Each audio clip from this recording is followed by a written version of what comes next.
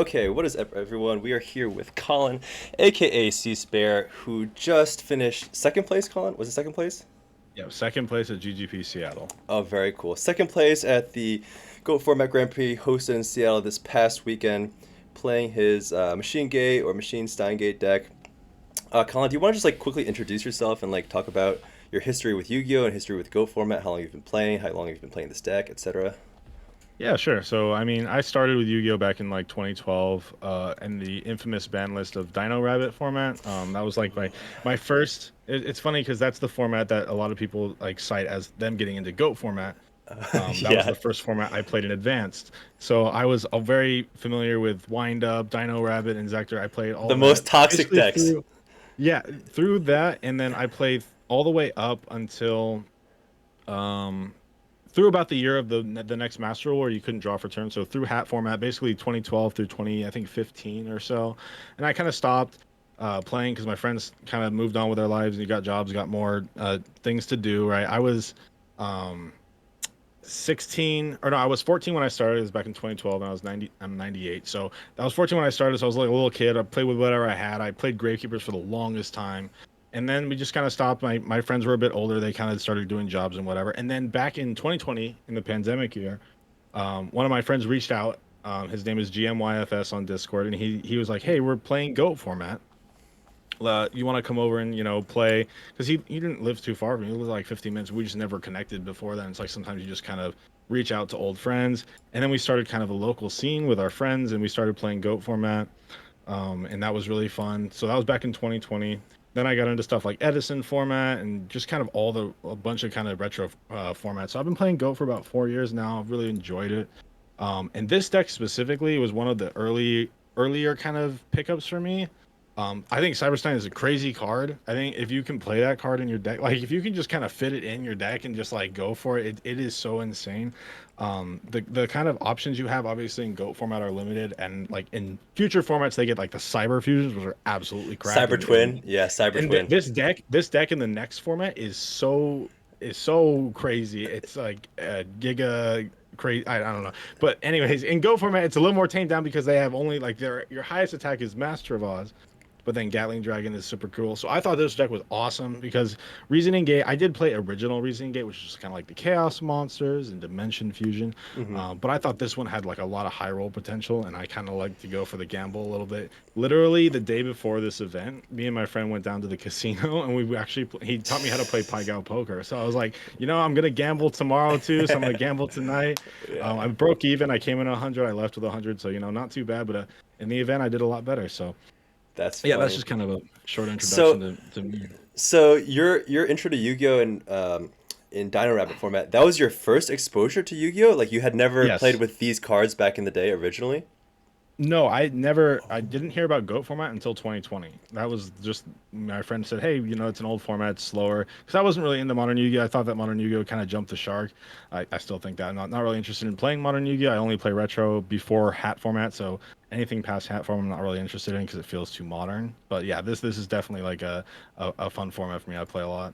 That's cool. That's cool because like a lot of people who are drawn to Go format or retro formats are people who like played back in the day, and like it's a nostalgia factor that's bringing them back. So it's cool that like you never actually played during this time era, but you still play it currently or today. Yeah, That's awesome. definitely. It was like I said, I think there's a video about like the origins of Goat format, and they cite the exact ban list that I started playing the game as the reason why they wanted to go back and play these retro Yeah, formats. dude, So that format with the funny. wind up loops and like injectors, that I know a lot of my friends got put off exactly during And that then it was time like era. Macro Rabbit or like Stun Rabbit, where they just go Rabbit into Yeah. Logia set five and just yeah, it Those was were like definitely a those were like the introduction of the first like Omni negates, which is like that time period where it's like build a board, make this unbreakable 4, 5, 6, 7 Omni negate boards is like when I started to really phase out of Yu-Gi-Oh. Yeah, no, definitely. It definitely turned a lot of people off because it was just like a lot less interactive. It was like, did you go first? Can your opponent stop you? And a lot, back then, it wasn't a lot of. It was like effect veiler, like right. Like if they get effect veiler, you're And out of Max it, and and you'd have Maxi, a chance. effectively Ma- Maxi, but even then, Maxi was definitely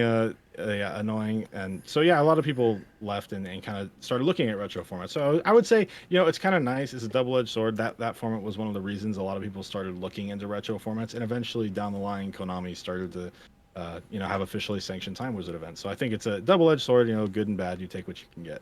Yep, for sure. Okay, and the funny part is actually you pointed this out to me at the event when we met in person. It was cool to meet in person, but I hadn't realized that we'd crossed paths maybe like 2 years ago at this point Hmm. on an online Goat format event, and I think you were playing a different Reasoning Gate deck. It was Horus Gate, right? And I was still Yeah, that playing. is another absolute pet deck of mine. I love the Horus because like the Horus deck with like Cybersteins, you max out on Fusiliers and Yeah, Metamorphosis to get yeah, yeah. basically try to get the King Dragoon, Horus level 8, Yeah. and Decree, and that's so hard to deal with, and Yeah, yeah. it's so fun. I mean, even King Dragoon can just win games by itself if you have Yeah, absolutely. A lot of removal in Goat is targeting. Yeah. right, right. So you would call yourself a Reasoning Gate enjoyer then, a connoisseur maybe even. I would say so. I mean, and the funny thing is, my friends know me as a burn player, as I play Panda Burn in our locals a lot. So they call me the burn enthusiast. I so see, I so see. yeah, and they're kind of really different play styles. Like one is like, except kind of not really because you throw card advantage to look like OTK in Reasoning Gate, and Yeah. in Burn you throw card advantage to do burn damage. So you kind of whittle them down. It's like different, but not super different. It's not like about building card advantage like Turbo or Warriors or For whatever. sure, and both of the decks to some degree kind of ignore what the opponent's doing a little bit, right? Especially Mhm. with this one, it's like I don't really care how many cards you have. I'm gonna OTK you with my Megamorph Stein Trunade combo, right? So in Absolutely. that regard, they're kind of a little bit ignorant. But I'm on the same page with you. I love Reasoning Gate decks, so I can't really talk. So let's get into the list. Why don't you start from the top? Or actually, no, sorry. Not start from the top. Sorry. The list is up on the screen right now. Are there any cards that you want to highlight that, or maybe why don't you just explain what the list is doing for people who are unfamiliar with this completely? Yeah, sure. So this is I would call it glass cannon, but kind of with some hedges, like stuff like if you kind of know like a standard reasoning gate deck, you might look at this and be like, well, it's focused on machines, and you're going to play triple limiter because of that. Some stuff that kind of hedges against like more of a control game would be stuff like Call of the Haunted, card destruction, Swords of Revealing Light, just to give you extra turns. So I didn't want to go full glass cannon. You can go full glass cannon, no defense, no like hedging kind of cards like Call. Hmm. But I kind of wanted to like give myself a little bit of a back out. But for the most part, this is an OTK deck. This deck aims to win or lose as fast as possible. Basically, by the time you've made your first Stein activation, you've decided, okay, I just dome myself for 5,000 life points. If I don't win like soon, sometimes you have to activate it when you can't win exactly that turn, but you just kind of hope and pray your opponent can't crack back and kill you. Uh, but yeah, so this deck is just is pure gas, trying to kill your opponent very quickly. One card I would love to highlight is Big Bang Shot. That card is so good. I think in all of these kind of decks going forward, it should be absolutely mandatory for one. I would even consider citing a second one. It is both a kind of piece of removal as well as an OTK piece, as well as in certain situations, and this came up in my tournament, a stall piece. So what happened was I was able to put my opponent on 2,500 life points left. And he had a last warrior from another planet, which versus most reasoning gate is kind of an OTK, and this was game one. So I had very limited outs in my main deck. And I equipped his last warrior from another planet with Big Bang Shot, and I had two goat tokens on the field. But the way that Big Bang Shot works is that you equip it to your opponent's monster and they attack a defense position monster, they take all the damage. So it was a way to stall for multiple turns. Eventually, he had to heavy storm my Big Bang Shot to get his own last warrior off the field, but I had another scapegoat to stop him from killing me. What And the? it was one of my favorite moments of the tournament. But yeah, it was definitely MVP. Allowed me to just kind of ignorantly smack into face down defenses with like 10k monsters and kill people out of nowhere. So like I would definitely play that in all lists. Wait, pause, pause. Okay, it's not too often that someone tells me like a more niche or more obscure thing like that just I've never thought of that. What the fuck? I did not realize Yeah. that if you equip it to your opponent's monsters, they still take the damage. Kind of like Armory Arm in Edison format, if you're familiar with Edison Oh format. yeah, the armor OTK. Yeah. Right, right. It's kind of like the same thing where you equip it to yours or theirs, whatever. But holy fuck! And if they remove it, if they MST or Trunate it, their monster's Hmm. getting banished, right? Yeah, the only counterplay is to kill it before it resolves, right when you activate it. That's the only way to. So once they let it equip to their monster, if they're attacking your goat tokens, they're going to take the damage. So I think it's a amazing piece for this deck. Helps you force through a lot of random OTKs and acts as removal for problem cards like King Tiger Wang Hu, or Last Warrior, or Dark Balter, or anything like that. It can act as kind of like a pseudo removal. So That very is very cool card. that is very big brain. Immediately, I'm thinking like you obviously need defense position monsters to Hmm. for this to work, Yeah, right? ahead of time, Right, definitely. right. And in my deck, I'm playing, Sinister Serpent, so it's like just keep setting in defenseman. Yeah, that works. But Yeah. okay, what I wanted to ask you is like, so this deck is the machine version. Obviously, it's not the other Steingate version. With the Happy Path, what is the most common fusion that you're summoning off of Stein? Like the most ideal path? It is absolutely Gatling Dragon. That card being able to kill up to 3 monsters depending on your rolls, or technically it's coin flips, but I use a dice to do the rolls. Depending on your rolls, you can kill up to 3 monsters. So even if you go like True Nade, and sometimes they'll have like they'll have Scapegoat, and game one, if you don't have like Big Bang Shot or way to force through, you can kill up to 3 goats. Attack with your Cyberstein into one, and then get the final hit in with like a limiter or Megamorph limiter on your blowback dragon, or on your Gatling Dragon. Gatling Dragon is super MVP. I love in kind of games where you can't OTK, but you kind of need to sit on a monster that's hard to deal with. King Dragoon is very solid, like you alluded to earlier. Chaos Turbo kind of has a difficult getting around that unless they have exactly BLS attack over is kind of the out. Got it. Yeah, yeah. So Gatling Dragon is 100% the main target off of Stein, but you also, the reason Stein's so good is the flexibility. Right, right, for sure.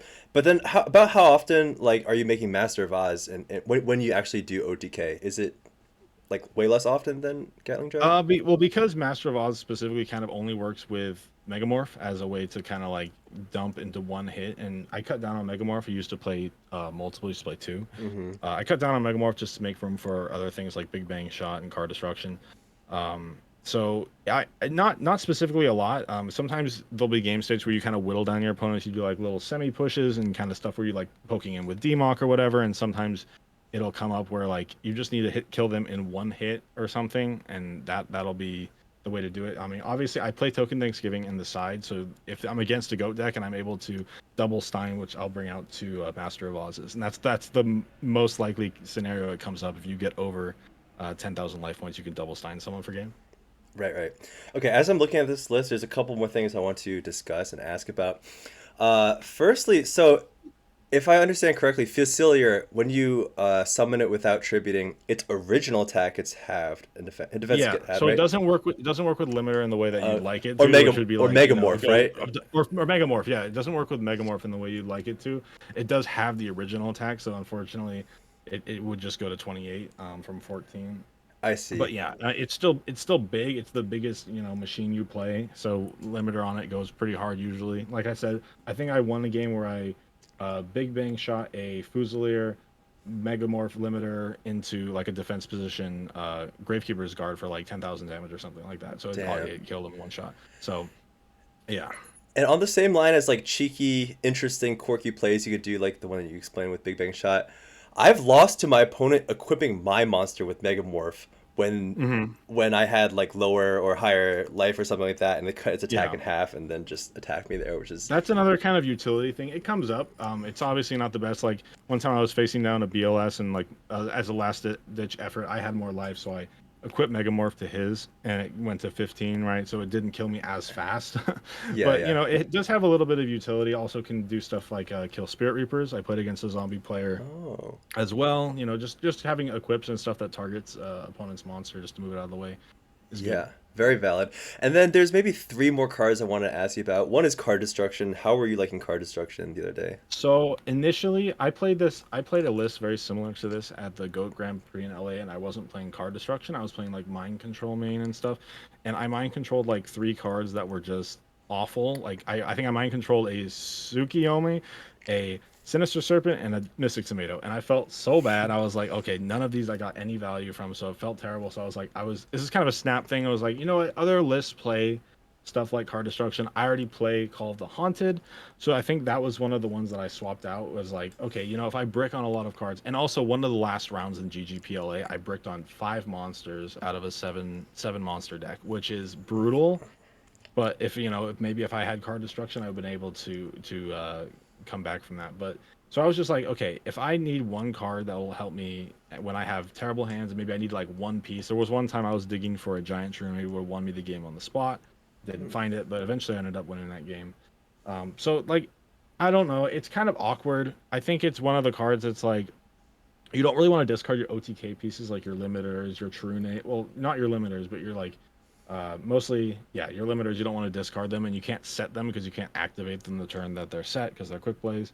Yeah. So it can get kind of awkward with pieces, but you draw a lot of monsters. It's very good to fix your hands. But I was kind of on the fence. I would say it's 50-50. I'd say it's not mandatory in this kind of deck. Yeah, so I myself have tried out card destruction many times, and my list obviously plays way more monsters than yours.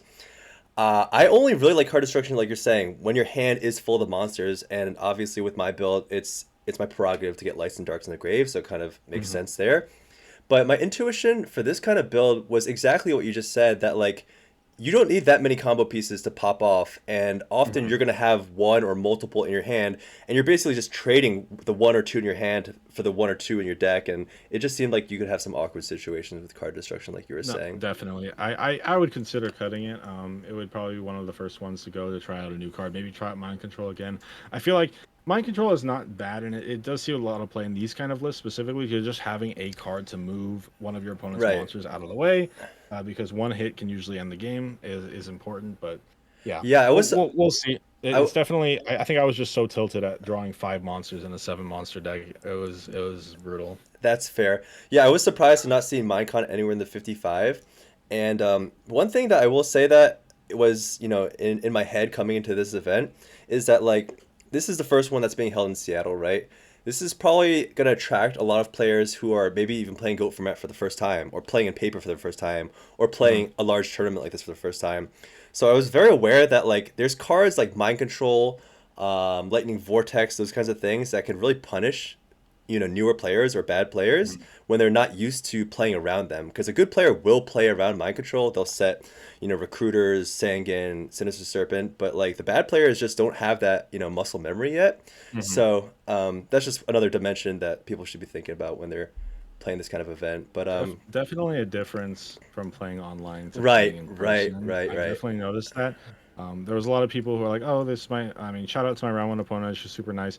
She was like, "Oh, it's my first like in-person tournament." I was like, "Oh, it's really fun," and she was really cool. So, yeah, it was definitely a noticeable difference of like kind of like what you expect online versus IRL. And Lightning Vortex is another interesting card that I never, well, not never, but like I considered it. I might actually try that in place of the card destruction going forward. I gotcha. Yeah, the online meta versus local or in person meta, very different. I think generally online there's some really just top tier players who play there. But um, Absolutely. moving on, there's two more cards I want to point out in the main deck, and that is Metamorphosis. How did you like that, and what's the thought behind that one? Obviously, scapegoat tokens, Thousand Eyes. Yeah, yeah. So the obvious one is like scapegoat, go into a thousand eyes, and I had this come up in the finals. I really like metamorphosis into the warrior matchup because they're just going to be trying to poke you down, and metamorphosis can't really stall them. They have to find one of their three outs in like tribe or ring or exile force. So I really like meta in the warrior matchup specifically. I think it can kind of stall them out. I got a little greedy with it because I attacked with my Thousand Eyes into a bunch of back row, which made his Saku's live, which was very silly. So looking back on that game, I was like, oh man, if I just held on to it, made him have to out it, I probably could have stalled that game out. And even though he opened full Trinity, I still was able to kind of come back and stabilize due to Metamorphosis. So I really like it, and specifically that matchup.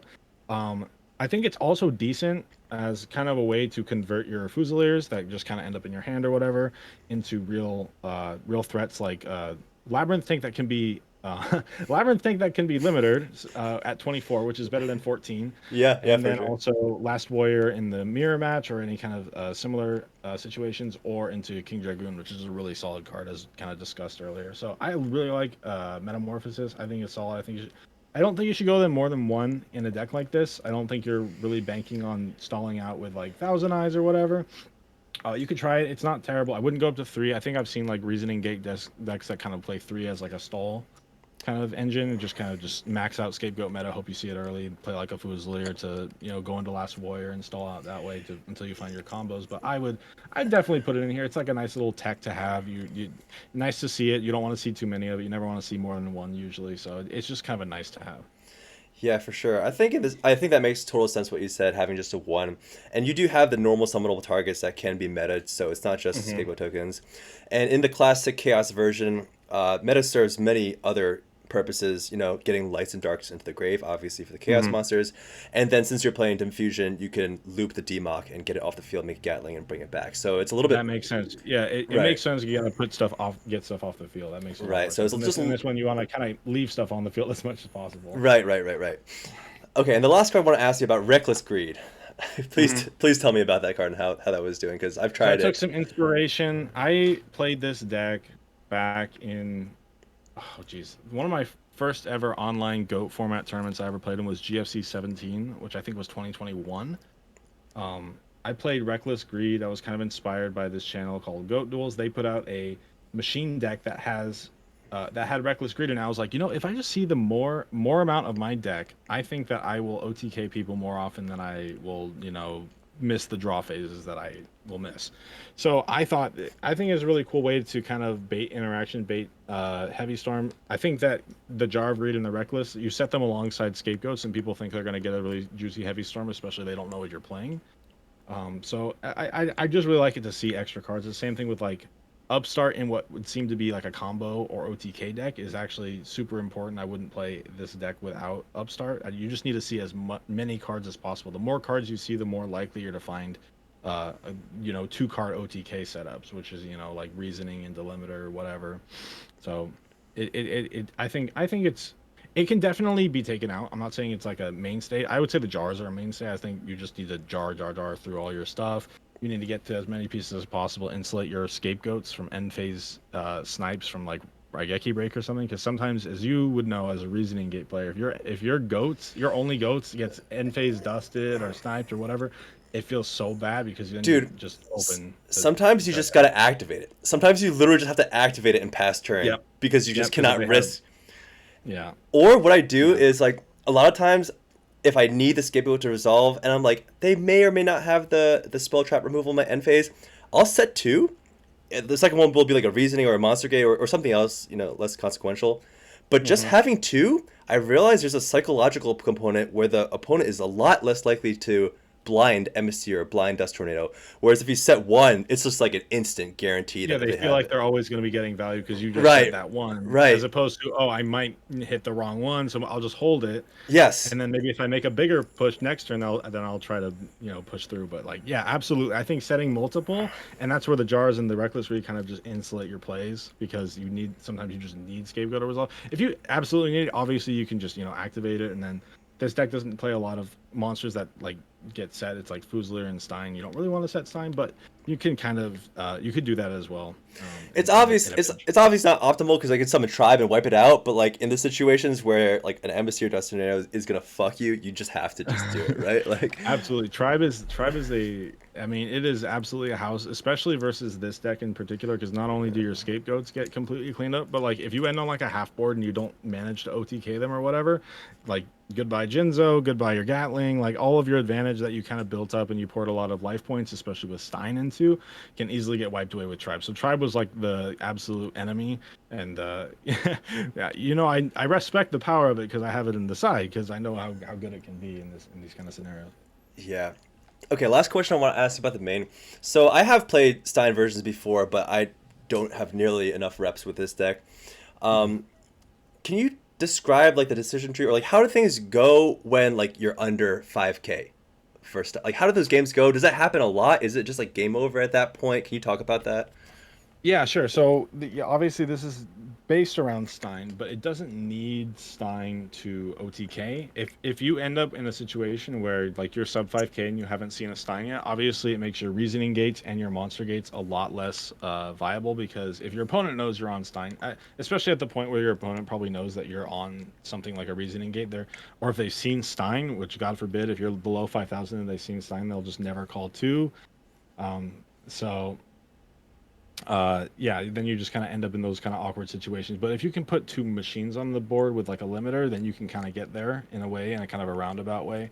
Obviously just makes your monster gates and reasonings a lot less viable because they can just ignore Cyberstein. I had people call two when I had four zones, which is pretty awkward because like obviously if I get a Cyberstein and I have a four zones clog, so people just kind of the unfamiliarity I think kind of worked against people with this deck because they were like, oh, they're scared of Stein, but I couldn't summon anything off Stein because I had all my zones clogged. So Yeah, there was yeah, some of that. there's some of that inexperience. Like someone called 8 when I had a DMOC already banished, and it's just Yeah, lack of definitely. experience. It's like Yeah, we don't know.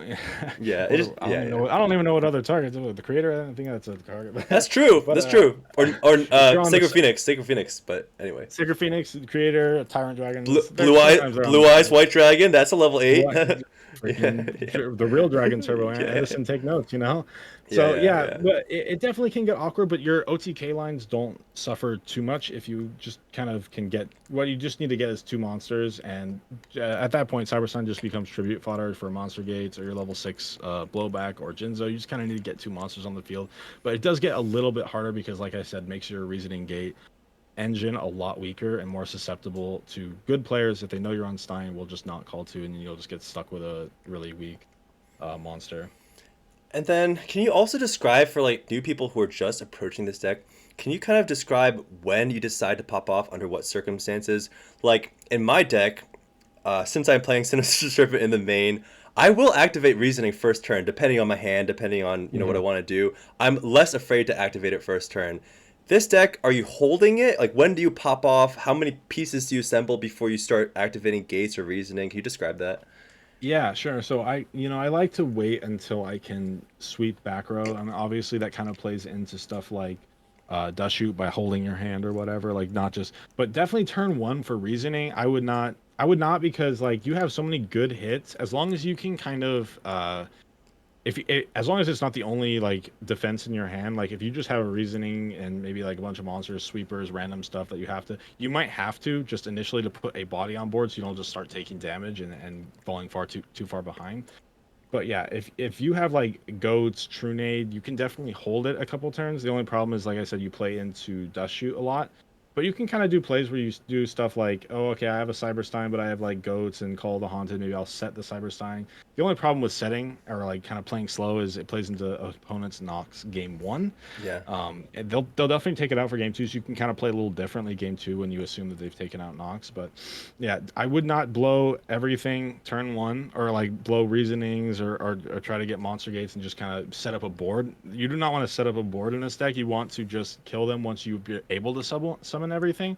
So yeah, would not say to activate reasoning turn one. Also, it's going to show off a lot more of your deck, and you're not going to be able to kill them if it's your first turn. So like they're going to Yeah. kind of figure out what you're doing, and you don't want them to figure out what you're doing before you're killing them. Basically, you want them to be as in the dark as possible until you're attacking with limit removal for game. So definitely hold off until you have a heavy storm, a true nade, and can sweep out the back row and then go for your big pushes.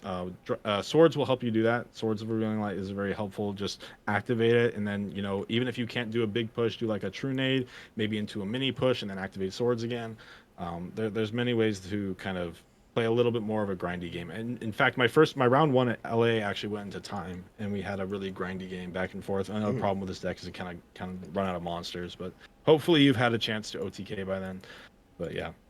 I see. Yeah, the play style just seems very different.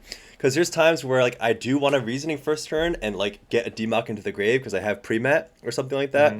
And Sure. then you just like recycle a pot, and then you have a dim fusion in your hands. So like if they do deal with a demock, then you're just gonna get it back.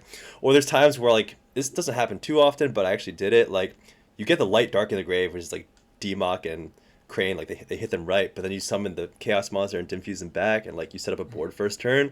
So it seems like the play styles are very different. But like, what does the typical first and second turn look like for this deck? Like ideally you start with scapegoat and jar, set those two, and you're chilling. But like, what does it normally end up being like the first couple Yeah, turns like for you you? said, the ideal turn one is like I open one scapegoat. Like if I could open like one scapegoat, three jar of greed or Yeah, reckless greed and yeah, like pot of greed, I'd be chilling every single game, right? Because then I could play around dust shoot really well.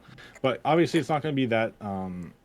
Yeah, you can take a couple turns without like if you don't open up goats, you don't need to freak out and just start throwing off reasonings and setting like Fusilier or whatever. You can take a little bit of damage. Most decks in goat format, besides obviously the mirror, don't put up super high amounts of damage very early. Warriors are gonna normal summon something and poke you. It might be Donzalug, which will be annoying.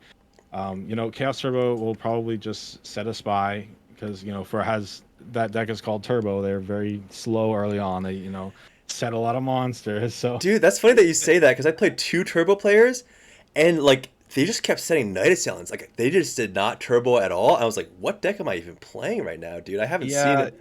You know, they I could just always find it funny that Chaos Turbo is the name that stuck for that deck because it's not very fast. Like honestly, the turbo part of the deck used to be like card destruction. Sometimes some like way back in the day, like Morphing Jar, they would play like Cyber Cyberjar. Jar and Yeah, whatnot. yeah. But obviously that's phased out in favor of just more consistency upstarts and sometimes card destruction, sometimes not. But now it's just very cookie cutter. Like they're just playing. It's basically just upstarts. Like that's what makes it turbo, which I find very funny. So, yeah, Yeah.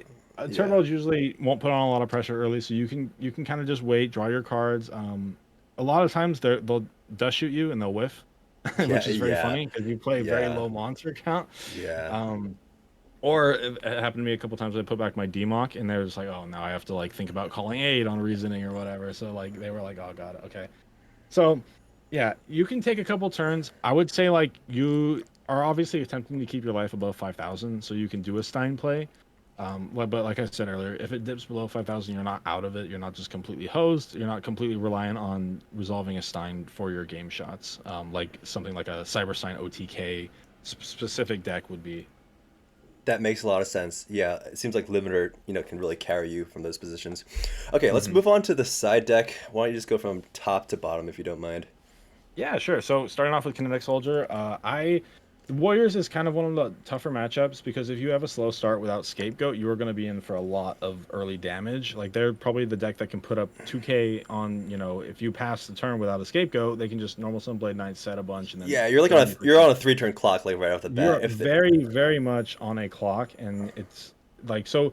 One of the things I was thinking about was I didn't play this in my last list at GGPLA, but I was thinking, I really need something that I can kind of put up against Warrior and have it be a decent reasoning hit, which they won't call because nobody's gonna ever call 3 unless you're playing like Sangan kind of stuff, which is a little no, out there, but yeah, not unheard of. But yeah, nobody's gonna call 3, especially Warriors are not gonna do that. So it's just a way to kind of put something. You put it in face up defense, and it's pretty protected. Like the only thing that they're really gonna have is like Zumbira, but they usually are not gonna bring that in because it's bad meta food or Thousand Eyes food. And then like Breaker with a counter, and that's like their only way to get over. Oh, and then yeah. Tribe, obviously. But like It blocks out Kaiku as well, which is so yeah, so nice. I like to put it in defense because you don't really need to get super aggressive with it, but it walls off a majority of their deck, and then if they want to like DD Warrior later or whatever into it, they can take a lot of damage. So I think it's a good hit. I think it's just a good reasoning target level 3 diversify. So, and then And onto the spell cancelers. it's Oh, obviously a machine too, right? For yeah, the it is a machine. The only problem with it, there's one issue with it, is you can only activate limiter before this effect happens. So if you attack into a warrior, what you have to do is there's the window to activate limiter is not technically damage calc. It's technically called before damage calc, which is when monsters flip up or whatever. yeah, You yeah, have to yeah, yeah. activate it, then it'll go to 2,700, and then it'll gain 2,000. It's still So 4,700 damage. It's it's still still a 40. lot of, it's still a ton of damage. But yeah, it's unfortunate that you can't double it after it gains the 2,000 because then it would just be completely bonkers. You actually inspired me to put this into my sideboard because I have a side strat against warriors where I bring in a lot of Sakuretsus and Vampire Lords, and I take out the Dimension Fusion package because it's very hard to push through Kaiku, Judgment, Dust Shoot, and all that stuff, right? Absolutely, and they're just gonna be hitting you, and your life might just get low. And Right, yeah, like it's so like almost impossible to get to a light and dark in the graveyard, then summon the monster, then Dimension Fusion. So I have this, different side strat. But you've honestly inspired me to put in Kinetic Soldier because this card it's also good normal summon too, like a normal yeah, and set. it is a normal summon, which the deck is obviously pretty low on. So just if you need it, just monster gate it away if that's what you Yeah, need. So. for sure, for sure. Very cool. Okay. All right, and then up next we got the spell cancelers. Obviously, Godly versus the Mirror or other reasoning gate decks. Also good versus degenerate stuff like Empty Jar or Library FTK. Not that I was super expecting it, but it can come up, and I like to have just these kind of auto win buttons. So what you do is you can side into spell cancelers, lighten up on the spells, play stuff like Compulse, Mirror Force, Torrential, and just kind of play like a more controlled game. Yeah. Um, versus the Mirror. So I played against one reasoning gate guy in Swiss, and he smoke screened into chaos control where he was just playing like scapegoat meta. He set spies at one point. He did freaking Phoenix Wing Wind Blast. I was like, what the hell is going on? Because like initially he played reasoning and he flipped over all his monsters. He got like a Foozler. He meted it into Last Warrior, and I was like, oh my god. So then game 2 I brought in this. Luckily I didn't see it because I feel like if I had saw it, it probably would have bricked my hand up because he was playing just, spies and normal chaos stuff. And I was like, okay, this is not that good. And he had real traps. So he kind of fooled me on that, but it didn't really help him out enough to get the win, unfortunately. So yeah, that was an interesting, that was the only Reasoning Gate I played in the entire event. But I heard my friends played against Reasoning Gate too. I think they played against the person that I played against, and they were like, we were not expecting Reasoning Gate that much for Dude, this tournament. I was, because like it's been getting a little bit more popular, especially with like Mm. people who are going into it from modern and they want to play a faster deck, right? It's like Mhm. the go-to.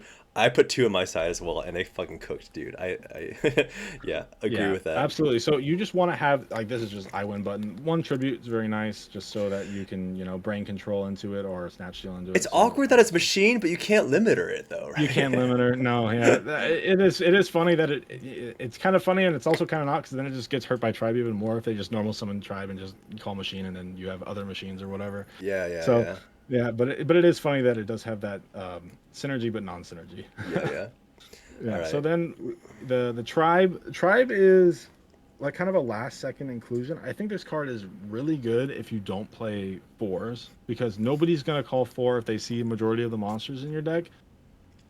For sure. But they will call four game one, so it's not like good enough to main, and you probably just don't want it in like every matchup. Like it's decent, but it's really bad versus chaos because they're gonna set a lot and they're Yeah, only yeah, gonna be face up when they have game pushes. But if you ever see goats against warriors, because you can sometimes just kill two monsters with one card, which is really good. I would put in tribe because it's just really good at hit off of. Like I said, it's basically a mini lightning vortex, but it's on legs. It's a normal summon. It can kind of assist in your monster gates and whatnot. So it for has sure, utility. for It sure. did help me out. And then you want to move on? One of the spells. We're good. Yeah, yeah. All right. So then two Book of Moon. Also comes into the warrior mirror or not mirror the warrior matchup because you're gonna bring in Decree. I Uh, don't like. I don't want to bring. I don't want to lose to Wang Hu and stuff. I yeah. assume this could also be very relevant to you as well. The books are good at stopping Kaiku, so push through your chaos plays or whatever. So, Um, so Wang I Hu is like a big enemy of this deck because it turns off all the defense, and then you're just sitting there, kind of hoping you can get off a reasoning or a kind of monster gate or something into like a bigger monster. So So I totally hear you about the synergy with Royal Decree. That makes sense. You need defense under Royal Decree. Since my build is, bringing in the Sakuretsus, hmm the card I have in place of Book is actually, I have two Brain in my side, dude. Because, like, I'm going to Brain your Kaiku or Brain your hmm Wanghu, and what are you going to do? Solemn Judgment that? Okay, sick, right?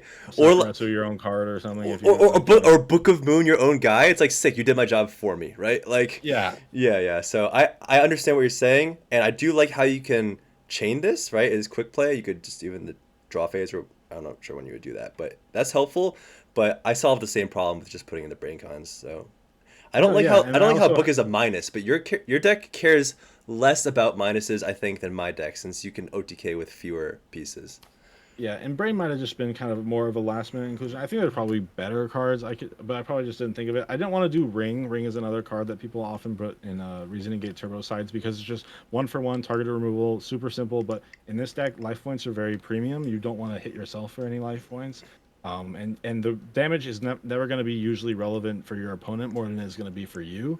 So you want to keep your life points higher than like I said, higher than 5,000 is what you want to do. But then I say that, but then I also play brain control. You can see there, which is similar to your Yeah, philosophy, which is like if warriors put up two 1800s or something, or they can like two blade knights or whatever, you can bonk them into each other, or you can just take it and then sack for Jinzo, sack for blowback. I also like brain control in the warrior matchup. I think it's really good. it's so good. Uh, It's so good. Yeah. yeah, it's a really good card. I also main one, so like you have two. I don't know if you main one I or main if one you. side too, and Okay. honestly, I've been bringing it in against Chaos as well. I normally used to never do that, especially back when Book of Moon was more popular. But Mhm. it's really nice because a good Chaos player will go aggro with a double spies in attack mode, so you can just Mhm. kill both spies. If the player is bad, they'll be dropping Chaos Source, or you'll be forcing them to drop Chaos Source like preemptively, like when they're not going for an Mhm. OTK, and you can obviously do that. And then if you see them bring in Wangu, then obviously Brain Con is good in that situation too. So Yes. Yeah. I luckily didn't run into Wang Hu's all day, so I Me got to too. dodge all that. Yeah, me too. That's good. Token Thanksgiving. This is kind of the bet against burn, and if you see any scapegoats, I didn't really see any goat control all day, Neither which was did nice. I, which is it's sad though. But anyway, yeah. Yeah, I know. I feel like it would be more popular IRL than it is online because Turbo usually beats up on it. But in real life, people might be playing their first Goat event, like you said, and Goat Control is a really popular deck from back in the day. So I was kind of surprised to see very minimal. I think I cited it in only once for the Reasoning Gate matchup, just because I know he's going to be on Scapegoats. And like I said earlier, with Sign, you can get up to over 10,000 double and double Master of All. So you go True Nade, they go Chain Scapegoats, you just go Token Thanksgiving, one Stein, and then you get 8,400 damage. So it's very funny. Yeah, yeah. Makes sense. And then Compulse, this is how you deal with Spell Canceller or Last Warrior as just a single trap that's very simple. People aren't going to bring in a lot of back row hate for you, so you can usually just set this into a like an established Wang Hu or just anything. Like there's a bunch of hate cards for Reasoning Gate and stuff like that. Like even stuff like Jowgen is kind of randomly hateful. It can be because they can just kind of clear all your goats and whatnot. So just having this will be helpful. It's just single target removal. Usually the stuff that hurts you the most, Balter and Last Warrior, is all stuff that comes out of the extra deck. So it's just basically one for one Mm-hmm. removal. Very Mm-hmm. simple. And then alongside that, I have the Mirror Force, and I'll just skip over to the Torrential. Like these, I bring in Mirror Force and Torrential versus Warriors, along with the two Decrees, which seems kind of weird, but you just side out all like the Jar Greed, the Reckless Greed, whatever. Side out all your other traps so you don't conflict too hard with Royal Decree. But I think that if you see Mirror Force, Torrential, or Royal Decree early versus Warriors, you're pretty okay. You'll be able to stop their aggression most of the time pretty well. I actually opened two of this in the finals, which was overkill, which is unfortunate. And then he got me with a Mobius play where he popped my other Royal Decree and a Mirror Yeah. Force, and I was like, ah man. And then he attacked over my Cypher Soldier. I was like, oh my. I know. He I brought in Mobius I for a reasoning know. game. I Actually, I was know. like, he knows I'm probably gonna bring in Decree. I think I might have even showed him it in Swiss. So I just interviewed Andy the other day, and he was giving me the rundown, and that was crazy. Yeah, it's just it still is crazy. Like you wouldn't think to do it, but I mean, he got me with it, and I can't complain. It was just that's just how it goes sometimes, and that's just how it was. So, but I would definitely I used to side three, but I just never wanted to see multiples. And I think you see you see one, and it's good. It's good against the matchups. It's good against very good going first. If you see it, oh my god, going first versus a warrior deck, you are cooking. You are so golden. Usually they'll bring in a couple books to like kind of try to flip down your Jinzos or whatever to get their traps live, but Decree is so good at pushing through stuff. And then finally, just the threatening roar. I didn't want to lose to Reasoning Gate. I wanted a little bit more answers, a little bit more time. A few turns in this deck can be all the difference just to get into your combo pieces. yes. Just a few extra draws. So just one. It was kind of a last minute throw in. I mean, the things that in the side deck I would kind of consider as like the 14th and 15th card would probably be the or maybe the 13th, 14th, 15th would be the two books and the threatening roar. Would probably be better cards, but I like the books for defense under decree, and then the threatening roar is just kind of a catch-all for OTK stuff. So I think Threatening Roar is probably this is a deck where Roar is probably the most makes the most sense in, because Threatening Roar obviously it stops you from getting OTK'd. But if you don't have a clapback next turn, or you can't, capitalize off of the one turn that you get to live, it's like you just Hmm. delay the inevitable. But your deck Hmm. can clap back the next turn, and Hmm. on top of that, preserving life points is crucial for your deck. So it actually makes sense to me that this would be a deck where Threatening War would thrive against OTK decks. So that Yeah, makes yeah. sense. Just getting that extra turn, getting that extra draw can really change the kind of outcome. So. Very cool. Well, thank you so much. I have maybe one or two more things. You already kind of called out some of the cards that definitely overperformed, like Big Bang Shot you mentioned. And I think you kind of called out things that were meh. But was there anything that actually really, really underperformed throughout the day or anything like that? I can't. Well, Demont kept showing up in my hand. Me Not that I'm too. suggesting cutting it, but it Me. kept showing up in my hand. So I Oh wouldn't my call it exactly god. an underperformance, but in this deck, I kind of hedged against that with the card destruction and, hopefully Graceful Charity, obviously, and stuff like Call, but like I drew it a lot. And in this deck, it's a lot worse because sacking two monsters to get it onto the field, like just hard summoning it, is usually not optimal in any way. Whereas in Chaos Reasoning Gate, it can actually, set up your graveyard. Maybe it'll be your normal summon. You'll get two cranes or maybe a Chaos monster and a crane and then set up for it. But in this deck, it is so much worse to draw because oh my god, it is so much harder to get out of your hand for any kind of value. Dude, Yeah. it was like magnetic. I opened it with it so many games. It was on the bottom of my deck when I needed it the most one game in a match. It was just not working out for me. I mean, it did come in clutch, a couple times, RNG deck, whatever. Of course, Right? you're never gonna like cut it, but that was more of like a But satirical, just kind of like Demog, why you do this to me? Why you love me so good and then hate me so bad yeah, kind of yeah. stuff, Why are you and like fucking me like trolling this, my hand. D-Mock?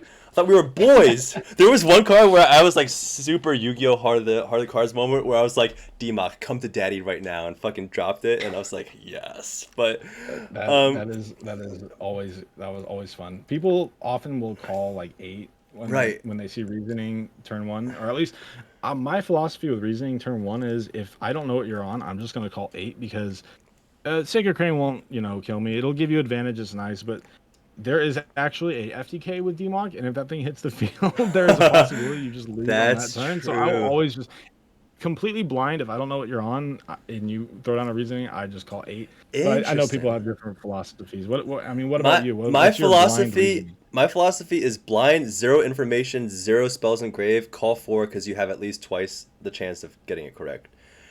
If you see any spell in the grave, or if it's past turn one or turn two, where it's like and they have more cards in their hand or in play, Hmm. then an eight is gonna fuck you. Then you have to call it eight, or if you've already seen a Yeah. four. That's generally my philosophy, but I mean, everyone has their own.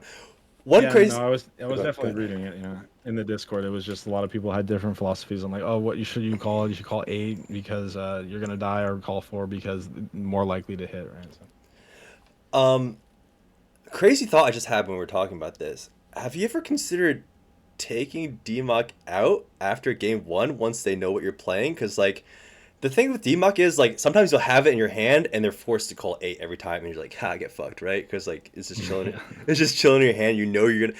It feels so dirty when that happens. When like you're guaranteed to get your reasoning right because you're holding onto the level in your hand. But they have to respect eight once they know it's in your deck, and they'll be almost forced to call it in a lot of situations. Have you thought about like taking Mhm. it out and putting out some other monster or something like that? I Post. that is definitely wild. I've never thought of that, but that does kind of make sense.